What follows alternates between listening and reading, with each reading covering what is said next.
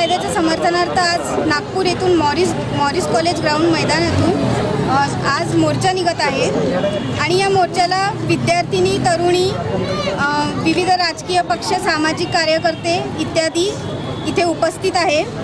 हा मोर्चा ॲट्रॉसिटी कायद्याच्या समर्थनार्थ आहे। कोपर्डी बलात्कार हत्याकांडाच्या निषेधार्थ आहे।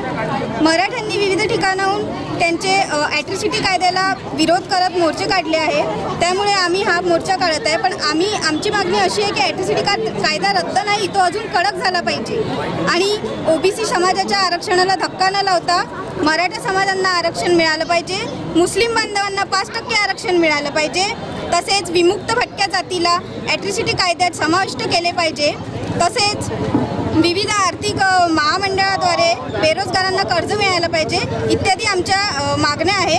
त्यासाठी आम्ही हा मोर्चा काढतो। तुमचं नाव काय?